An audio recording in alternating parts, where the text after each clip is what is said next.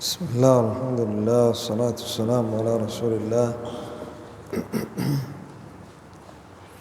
وعلى آله وصحبه ومن والاه. أما بعد،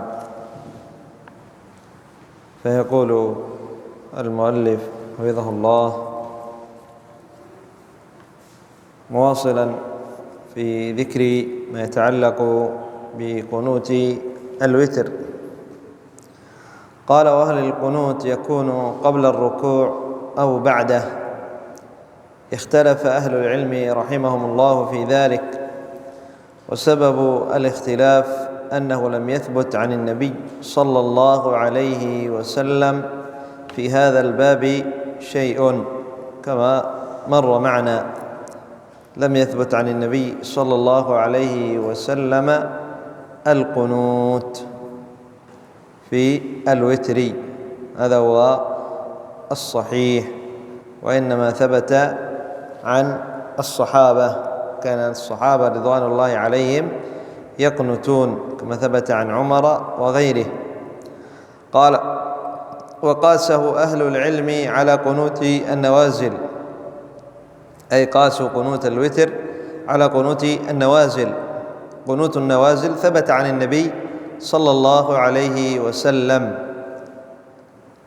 قنوت النوازل ثبت عن النبي صلى الله عليه وسلم. فإذا حلت مصيبة عامة بالمسلمين أو حلت كارثة أو نزلت نازلة، فيشرع للمسلمين أن يقنتوا، يشرع للمسلمين أن يقنتوا في هذه النازلة، كما سيأتي معنا. قال: فقيل قبل الركوع، أي دعاء قنوت الوتر قبل الركوع. قال: واستدلوا بما رواه عبد الرحمن ابن أبزاء رضي الله عنه قال: صليت خلف عمر بن الخطاب رضي الله عنه صلاة الصبح، فسمعته يقول بعد القراءة قبل الركوع: اللهم إياك نعبد، إلى آخر الحديث. أي أن عمر بن الخطاب رضي الله عنه دعا قبل الركوع. قال: وقيل بعد الركوع، واستدلوا بحديث أبي هريرة رضي الله عنه في الصحيحين: كان رسول الله صلى الله عليه وسلم حين يرفع رأسه يقول: سمع الله لمن حمده ربنا ولك الحمد، يدعو لرجال فيسميهم بأسمائهم، ويدعو على رجال. وأيضا حديث أنس رضي الله عنه عند البخاري وفيه: بعد الركوع، يدعو على أحياء من العرب عندما قتلوا القراء من الصحابة، عصية وغيرها، هوازن أو غيرها من قبائل العرب، عندما غدروا بالقراء فقتلوهم، قتلوا 70 من القراء، فهذه مصيبة. فجعل النبي صلى الله عليه وسلم يقنت شهرا، ثم بعد ذلك ترك القنوت، فأنزل الله عز وجل ثم بعد ذلك ترك القنوت، بعد ذلك ترك القنوت. قال: والأظهر والله أعلم أن الأمر في ذلك واسع، فيجوز قبل الركوع وبعد في الركعة الأخيرة، أي وبعد الركوع. قال: وقد بوب البخاري رحمه الله باب القنوت قبل الركوع وبعده، لكن القنوت بعد الركوع أكثر في الأحاديث النبوية، لكن القنوت بعد الركوع أكثر في الأحاديث النبوية، ما ثبت عن النبي صلى الله عليه وسلم. قنوت النوازل كان الدعاء بعد الركوع. قال: كما نص على ذلك جماعة من أهل العلم رحمهم الله، فيغلب على ما قبل الركوع، أي الدعاء بعد الركوع يكون هو الغالب. قال الإمام أحمد رحمه الله: وبعد الركوع أحب إلي الدعاء. قال: ويكون هذا من باب تنويع السنة، فتارة يقنت قبل الركوع وتارة بعده. قال شيخ الإسلام ابن تيمية رحمه الله: وأما القنوت فالناس فيه طرفان ووسط، منهم من لا يرى القنوت إلا قبل الركوع، ومنهم من لا يراه إلا بعده.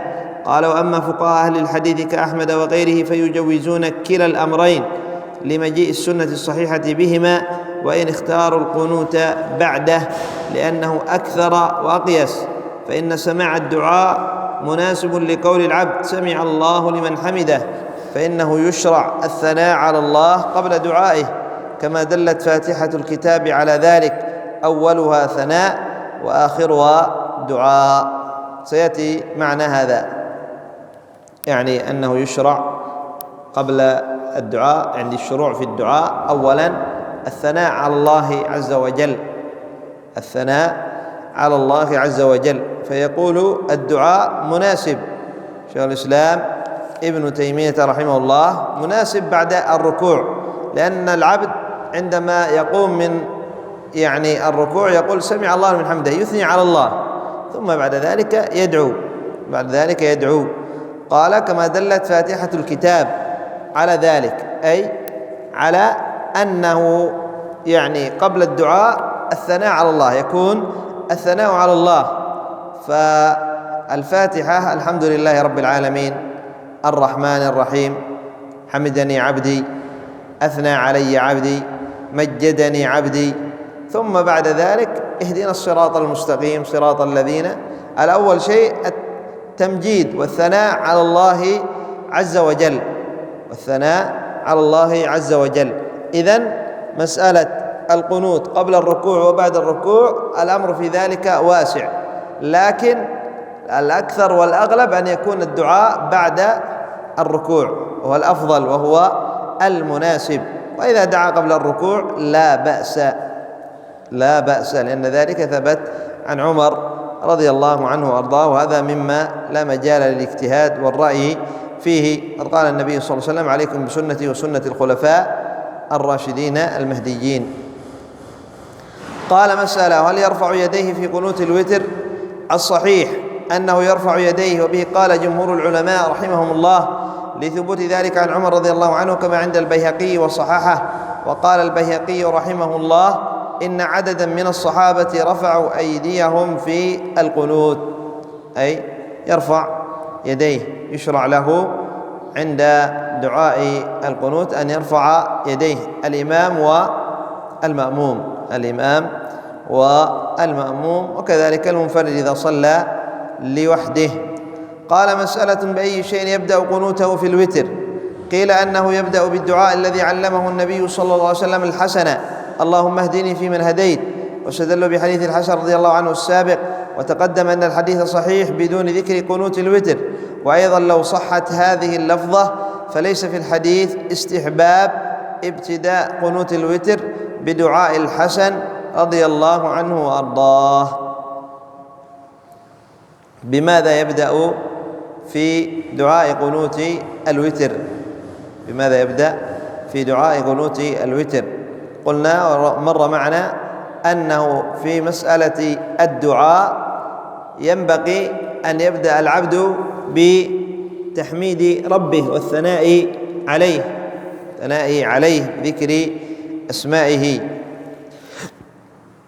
بذكر أسمائه وصفاته، ثم بعد ذلك يصلي على النبي صلى الله عليه وسلم، ثم يدعو بما شاء، كما سيأتي معنا في حديث فضالة ابن عبيد.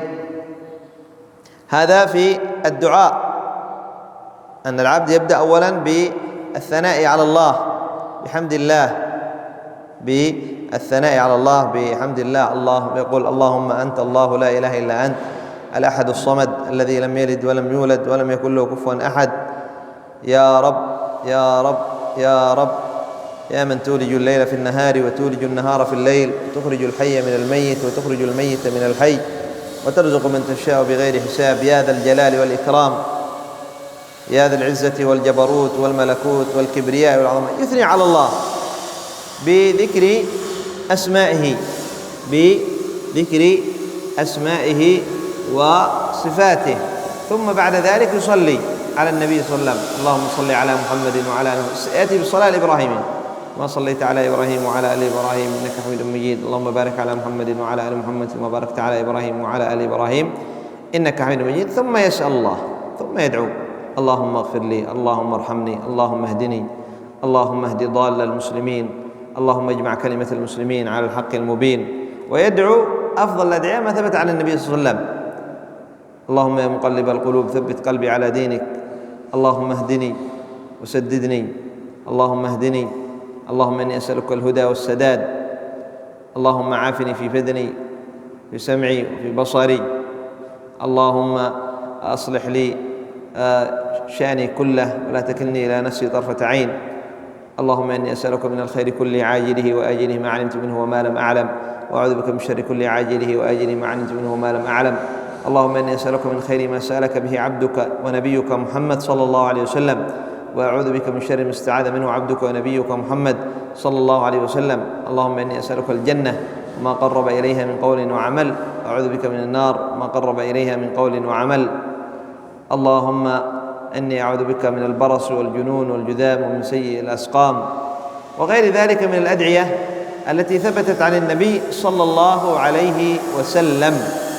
ويا من أراد أن يحفظ هذه بعض الأدعية الثابتة عن النبي صلى الله عليه وسلم فهي في رياض الصالحين في كتاب الدعوات باب الدعاء، ذكر جملة من الأدعية الثابتة عن النبي صلى الله عليه وسلم، ينبغي لطالب العلم أن يحرص على حفظها ويدعو بما شاء من أمور الدنيا والآخرة والدين، أمور الدنيا والدين، أمور الدنيا أيضا والآخرة، يدعو بما شاء. حتى كان بعض السلف قال: إني أدعو الله عز وجل حتى أسأله ملح طعامي، الملح للطعام يسأله الله عز وجل. فينبغي أن يكثر العبد من الدعاء، تقدم معنا مرارا وتكرارا أوقات استجابة الدعاء، منها الوقت الطويل ما بين الأذان والإقامة، ما بين كل أذان وإقامة، من أذان إلى إقامة الصلاة الدعاء لا يرد بين الأذان والإقامة، ما جاء ذلك عن النبي صلى الله عليه وسلم من حديث أنس. وأيضا أدبار الصلوات قبل التسليم وبعد قراءة التحيات، وأيضا آخر الثلث الآخر من الليل، وأيضا آخر ساعة من يوم الجمعة. ينبغي ألا يفرط العبد في هذا الوقت، خاصة آخر ساعة من يوم الجمعة. قال أحد السلف: ما دعوت الله عز وجل في آخر ساعة من يوم الجمعة شيء إلا استجاب الله عز وجل دعائي. قال: والقول الراجح والله أعلم أنه يبدأ بحمد الله تعالى والثناء عليه، ثم يصلي على النبي صلى الله عليه وسلم، ثم يدعو، لأن هذا أقرب للإجابة. قال: ويدل عليه حديث فضالة بن عبيد رضي الله عنه قال: سمع النبي صلى الله عليه وسلم رجلا يدعو في صلاته فلم يصلي على النبي صلى الله عليه وسلم، فقال النبي صلى الله عليه وسلم: عجل هذا، ثم دعاه فقال له ولغيره: إذا صلى أحدكم فليبدأ بتحميد الله والثناء عليه، ثم ليصلي على النبي صلى الله عليه وسلم، ثم ليدعو بعد ما شاء. هذا معناه. قال ابن القيم رحمه الله: المستحب في الدعاء أن يبدأ الداعي بحمد الله والثناء عليه بين يدي حاجته، ثم يسأل حاجته، كما في حديث فضالة ابن عبيد، ابن عبيد. نكتفي بهذا القدر إلى هنا. سبحانك اللهم وبحمدك، أشهد أن لا إله إلا أنت، أستغفرك وأتوب إليك.